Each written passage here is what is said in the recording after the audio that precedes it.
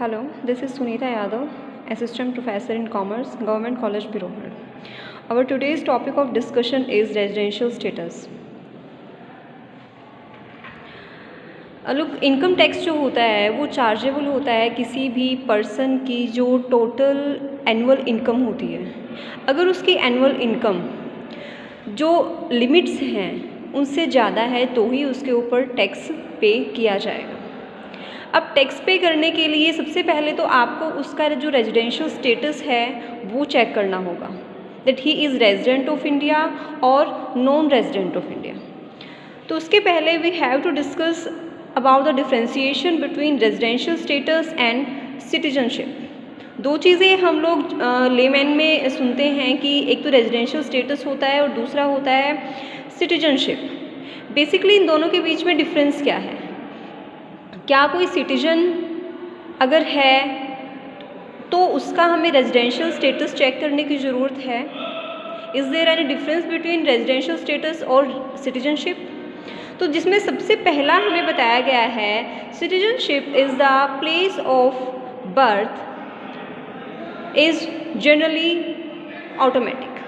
जो सिटीजनशिप होती है ना वो जनरली ऑटोमेटिक ही होती है। जहाँ पे आप जन्म लेते हो वहाँ की सिटीजनशिप आपको ऑटोमेटिकली मिल जाती है, ठीक है।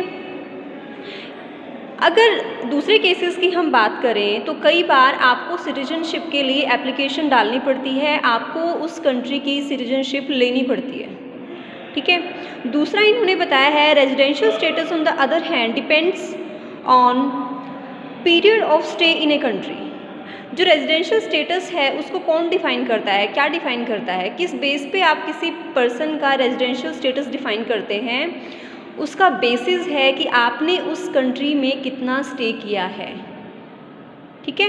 कॉन्टिन्यूसली आपने किसी एक साल में उस कंट्री में कितना स्टे किया है उसके बेस पे आपका रेजिडेंशियल स्टेटस डिफ़ाइन होता है। Residence of a person depends on his stay with in the political boundaries of a nation.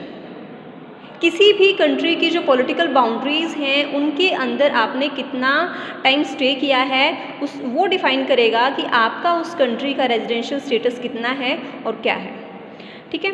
A citizen is a person who is entitled to enjoy all the legal rights and privileges granted by a state to the people comprising its constituency. जो citizen होता है किसी भी country का, जो citizen होता है उसको ऑटोमेटिकली उस कंट्री के सारे फंडामेंटल राइट्स मिले हुए होते हैं। दूसरा, उन राइट्स के साथ साथ उसकी कुछ रिस्पॉन्सिबिलिटीज़ होती हैं, कुछ ड्यूटीज़ होती हैं उस कंट्री को लेके, वो भी उसको निभानी पड़ती हैं, ठीक है।